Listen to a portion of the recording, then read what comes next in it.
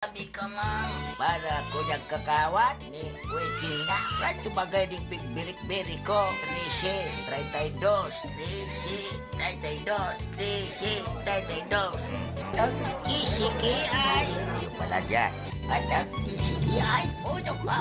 At ang waiting naman. Ay, iyo pala diyan ang sinasabi mo. No problem. Aw, iyo ba kain nung diyan digdi sa Iriga, sisigi ay baga. Kunyan, radyo, ronda. Anong kunyan? Ay, lo. Ako na music. Ako na music. Easy, 32, easy, 32. No. May barita na. May music pa. Aw, iyo. Abeta, biri ka na. Ta, AM agkuman palan music. Simply the best. Ala, kusog-kusog ka. Sige, makusog ka. Amo talaga. Agko na music. 13, 32. 13, 32. Ay, nako. Berti man, ano? Nisyo, berti.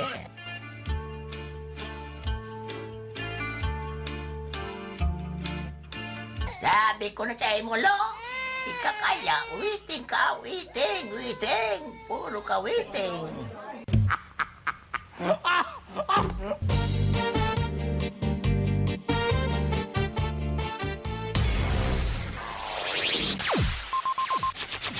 Ang pinakaenot sa ringkunada. Puon kay do sa gudngunyan. Minaanduyog sa baga na mamanuan. Katuwang para sa kauswagan. Sa mga bareta, patas. Sa impormasyon, public service, enot ka. Malalaoman, katotohuan, an sinasarigan. Inina ang bagong Radyo Ronda.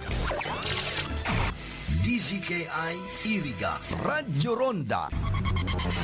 Ang maugmang kairiba. Madya na. Ang oras na ini hatod sa Indo ni Honorable John J. Fortuna, Municipal Councilor, Nabua, Camarines Sur. Sa panahonin pandemya, pakusugon ang satuyang resistensya, magkakanin masustansyang mga pagkakan, uminom nin dakol na tubig, mag-ehersisyo, asin magpangaji. Sarong mensahe hatod man sa Indo ni Mercy Oliva Almazan Villarreal. This time check is brought to you by Honorable Jesse Bochoy Abunite, City Councilor, Iriga City. Ang programang ito ay hatid sa inyo ng F&S Beauty Salon, owned and managed by Shireen O. Sanchez. Ngunyan, bukas na makukuha sa kanto sana kan East Chapel kan San Nicolas, Iriga City. F&S Beauty Salon. This time check is brought to you by Senator Leila de Lima. Ang porsyon na ini hatod sa Indo ni Kagawad Melnan Robles Moralio. Basta kidaday, hayahay ang buhay.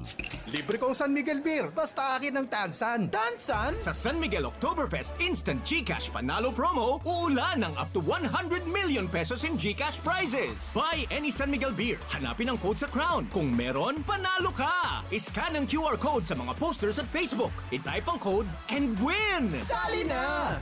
Available in areas where allowed. See posters for full details. Promo runs from September 1 to December 31, 2021. Per DOH FDA CFR permit number 0424 series of 2021. Drink responsibly. Radyo Ronda Newswatch Afternoon Edition. Oras niya to sa ngunyan, 37 minutos, makalihis an alas 4 nin pagkahapon. Diyos maray na hapon po sa Indogabus. Makakaibahan ta sa lado technical digdi sa satuyang studio. Si Engineer Abilindon Toralio ang satuyang Chief Technician. Si Jimmy Guanzon ang Information Officer. Si Ma'am Kayla Reyago Ligasyon sa opisina. Si Felix Lagrimas, Seringman si Aldrin Orlanda, duman sa transmitter. Ako man po ang sa indong makakaibahan na mahatud kan mga bareta sa Radyo Ronda Newswatch Afternoon Edition. Ini po si Gloria Prestado Bongais.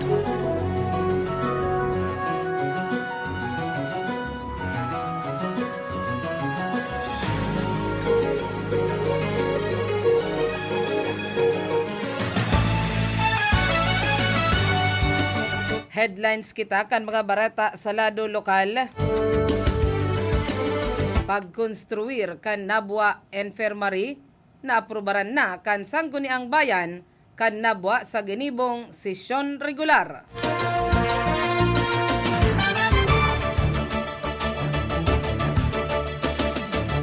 Lalaki na may kasong pagbalgar sa Republic Act 10883, New Anti-Carnapping Act of 2016, arestado na sa Banuan kan Kapalonga. Camarines Sur, signal number 1 paman nin huli sa bagyong Odette.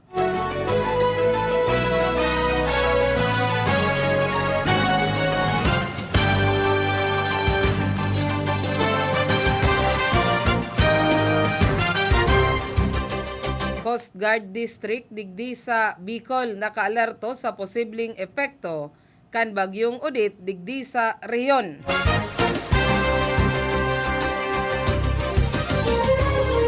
Enot na aldaw kan simbang gabi duman sa Tabaco City. Rinuso nin mga parasimba.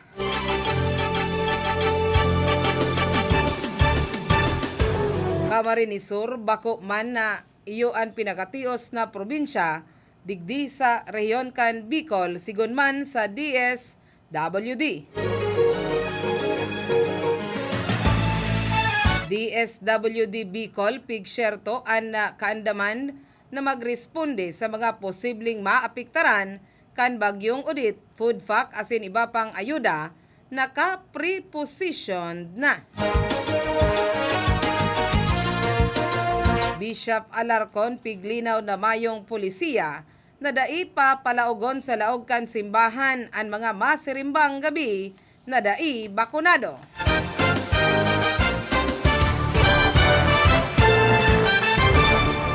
$800 na pamilya sa Binitayan Gabos may Noche Buena package. Yan po ang nagkakapirasa na sa mga headlines kan sa tuyang mga barata sa Radyo Ronda Newswatch Afternoon Edition.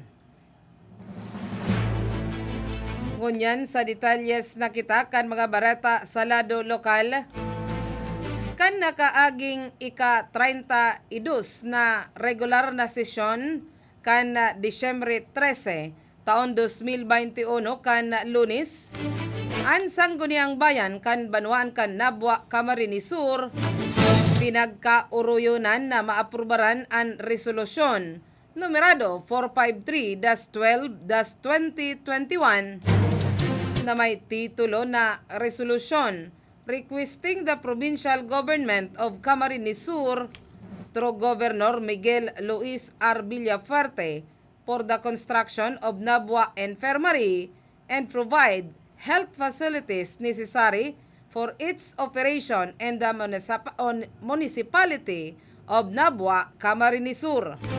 Sa tahaw kan padagos na pagrani kan 2022 election, Unidad Asin man karahayan paman giraray kan Banuaan an urog sa Gabos para man sa Sangguniang Bayan kan Banuan kan Nabwa.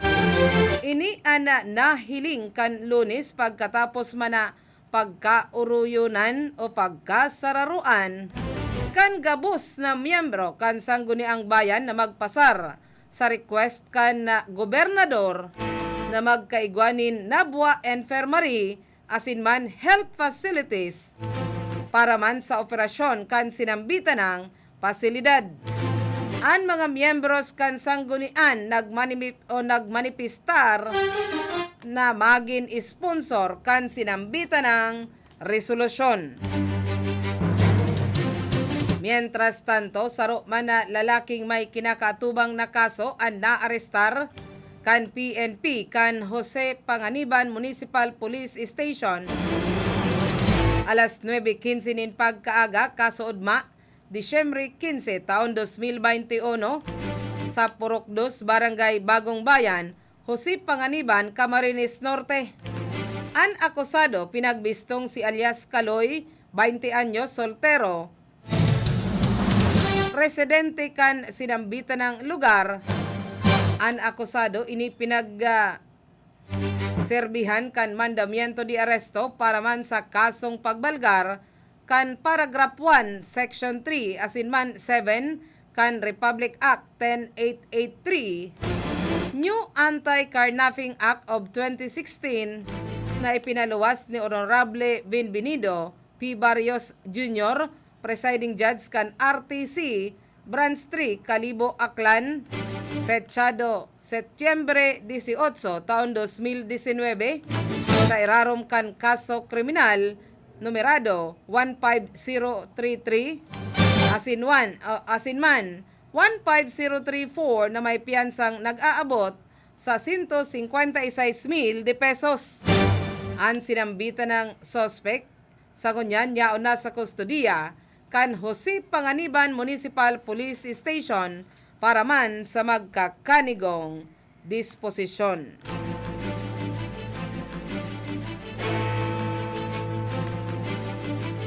Iba pang detalyes kita kan mga bareta sa lado lokal. Orog pang kuminusog ang bagyong Odette nagtitiner sa signal number 1 ang Camarines Sur.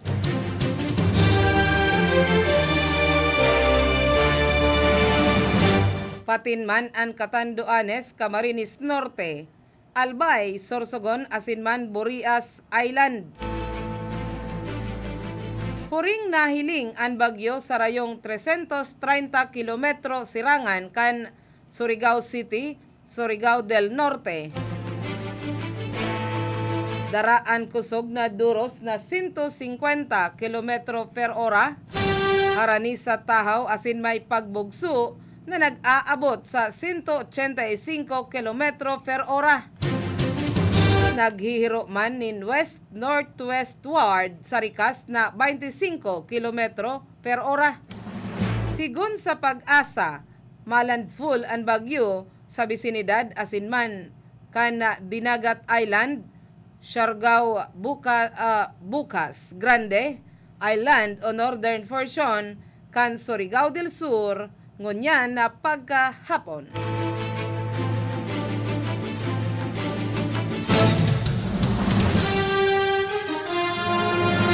Mientras tanto, nataymingan man na igwang bagyong Odette ana primerong aldaw kan simbang gabi.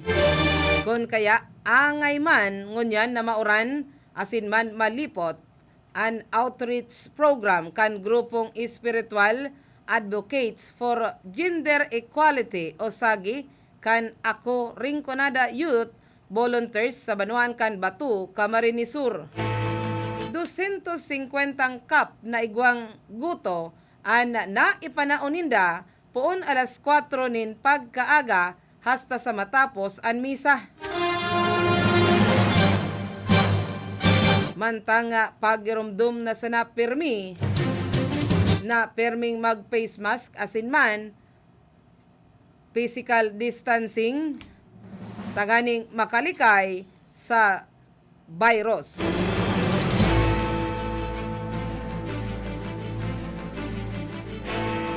Sa pagpapadagos paman kita kan sa tuyang mga bareta, naka-alerto sa posible man na epekto kan bagyong Odette digdi sa reyon kan Bicol an Coast Guard District digdi sa Bicol.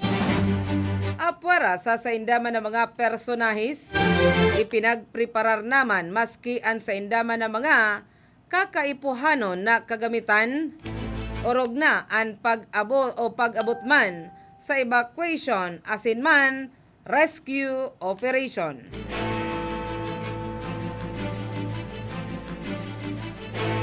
Sa iba pang detalyes kita kan sa tuyang bareta, duman man sa Tabaco City, pinagruso ang inot na aldaw kan simbang gabi sa St. John the Baptist Church, Tabaco City. Magkairibahan ang magkakapamilya na nag-atindir sa enot na aldaw kan Misa di Gallo. Sarong bagay na daiman na ginibok kan nakaaging taon nin huliman sa pandemya. Igwang libreng lugaw, tinapay, asin man kape, pagkatapos kan simbang gabi hatod man kan barangay council kan Bumbon, asin man kan mayor's office kan syudad kan Tabaco. Dakula man ang pasasalamat kan mga Tabaqueños ninhuli sa magayon na panahon sa kaibong kan huma kan bagyong Udit.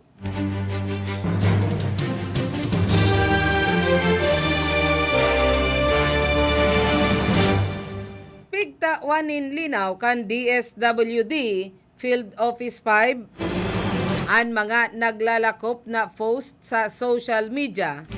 Mapadapit man sa mga nagruluwas na mga datos na ang probinsya kan Camarines Sur, iyo ang pinakatios na probinsya sa bilog na reyon kan Bicol.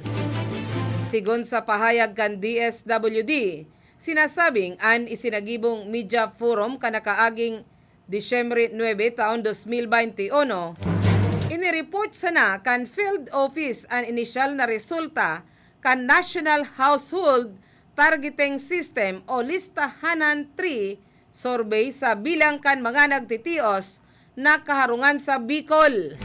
Ang mga resulta kan listahanan iyo ang pangenot na basihan sana sa mga beneficiaryo kan mga programa kan DSWD arog na sana kan Pantawid Pamilyang Pilipino Program for Peace, Social Pension Program, SOCFIN, asin man Sustainable Livelihood Program, SLP, asin iba pa. Paliwanag paninda ang listahanan, data sheet, listahan sana kan bilang kan nagtitios na namamanuaan. Asin bako man ini, ang basihan para man sa poverty incidence ranking para man sa mga probinsya. Sigun man sa datos kan Philippine Statistics Authority, PSA, Masbate asin ang Camarines Norte, ang mga probinsya na may halangkaw na poverty incidence, kung kaya man bako ang Camarines Sur ang pinakatios na probinsya digdi sa reyon kan Bicol.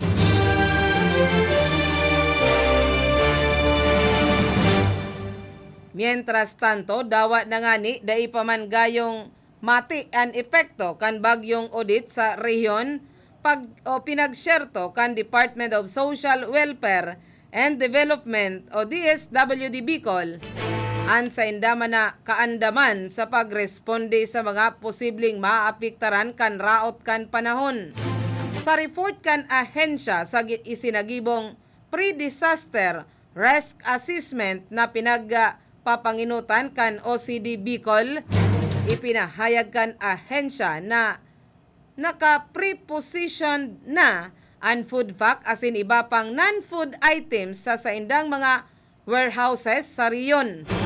Igwas subuot maabot sa haros 28,000 na family food pack na nakaantabay sa saindaman ng mga warehouse sa Lima-Gaspi City, Camarines Norte, Camarines Sur, asin man Masbate. Mantang maabot man sa lampas 3.1 milyones de pesos na kantidad kan food items ang naka-preposition na kompuesto kan bagas, kape, sardinas, asin iba pang canned goods. Lampas sa 24.7 milyon de pesos ang kantidad kan non-food items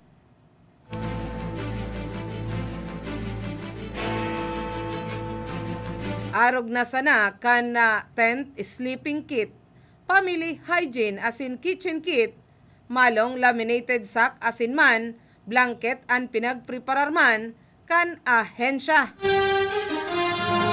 Mantang igwang standby fund ang DSWD Bicol na maabot sa lampas 5 milyones de pesos. Sagod niyan, apwera sa pinagigibong close monitoring sa kamugtakan kan panahon asin man close coordination sa mga local disaster council. Activated naman ang quick response team kan ahensya para man sa posibleng pagresponde sa mga maapektaran kan posibleng raot kan panahon. Mientras tanto, pinaglinaw man ni Bishop Rex Andro Alarcon kan Diocese of Daet na mayong polisiya na dai papalaugon sa laog kan simbahan ang mga maatender sa simbang gabi na dai pa bakunado poon na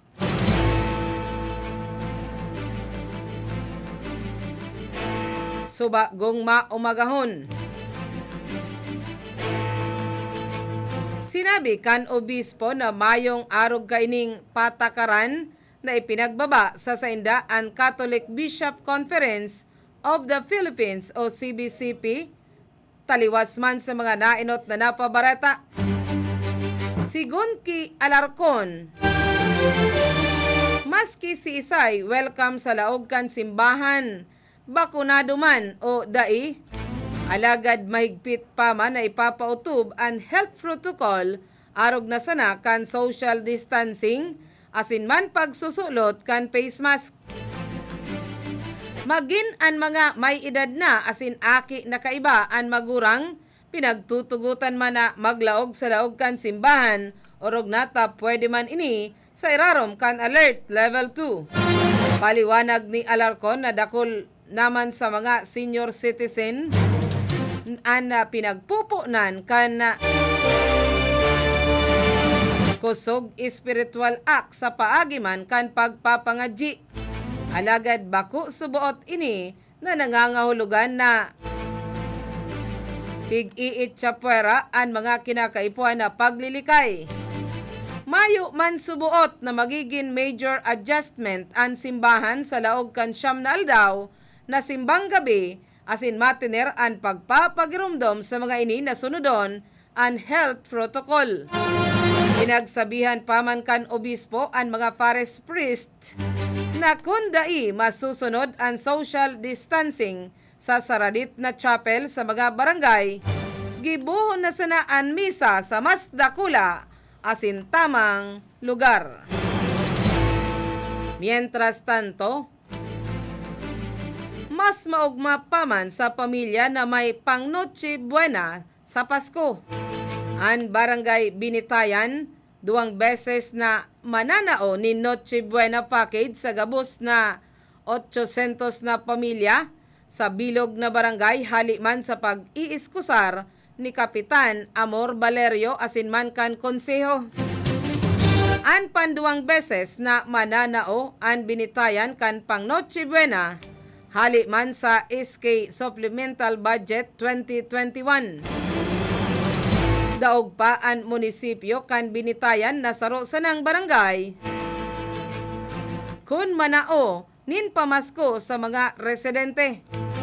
Imbes na magpasikat sa mga magagayon na Christmas light o fireworks, pinili ni Kapitan Amor na basugon ang bilog na barangay para tunay na maugma ang mamatean kan mga constituentes kan Binitayan sa Kapaskuhan duman sa probinsya kan Albay.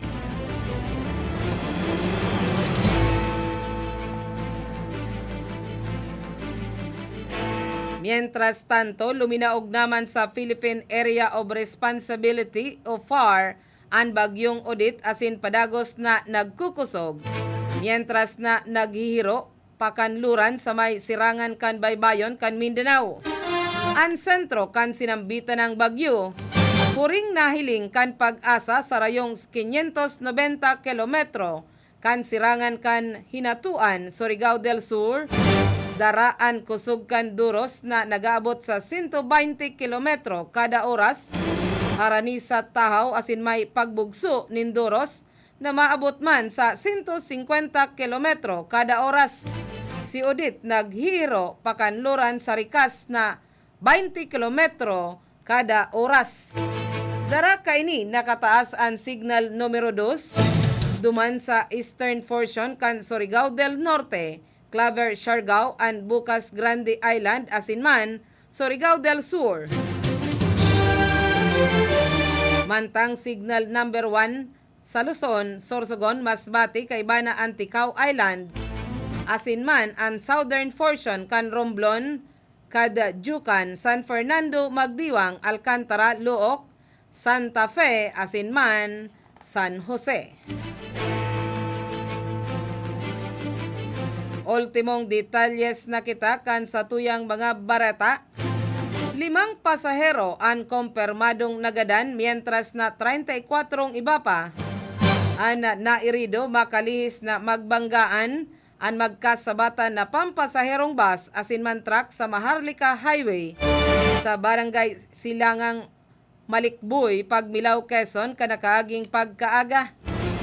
Ang mga nagadan parehas mga pasahero kan Leyte bound COL Transport Bus alagad 4 pasana ang nabibisto na Sinda Edeta Portillo, 69 anyos kan Leyte, Pasita Nayad, 60 anyos kan Tansa, Cavite, Maria Analoid Siyosa, 24 anyos kan Tacloban City, asin man Arturo SPL.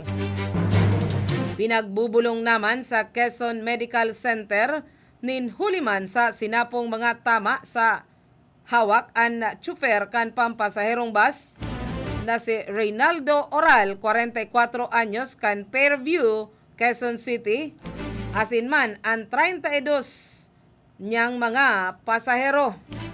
Sa MMG Hospital man sa Lucena City, dinara ang driver kan nakabanggaan nindang truck na si Sander Sisik Soliveros, 30 anyos kan Camarin, Caloocan City. Sa investigasyon, pinagbabagtas kan sinambitan ng bus. Ang kalabaan kan sinambitan ng highway, alas 5:45 nin pagkaaga kan biglang buminulaga ang truck na pinagmamaneho ni Soliveros.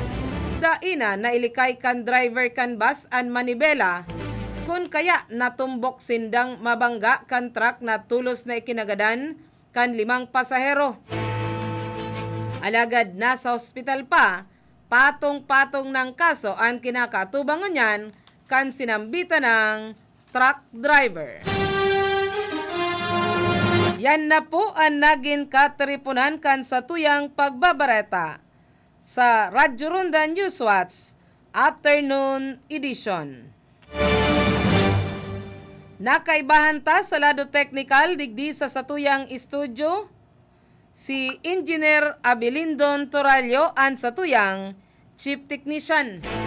Si Jimmy Guanzon ang satuyang Information Officer, si Ma'am Kayla Reyago Ligasyon sa opisina, si Felix Lagrimas, siringman si Aldrin Orlanda, duman sa transmitter. Ako man po ang sa indong nakaibahan na nagatud kan mga bareta sa Radyo Ronda Newswatch Afternoon Edition. Ini po si Gloria Prestado Bungais. Diyos mabalos, salamat kan sa indong mayong sawa.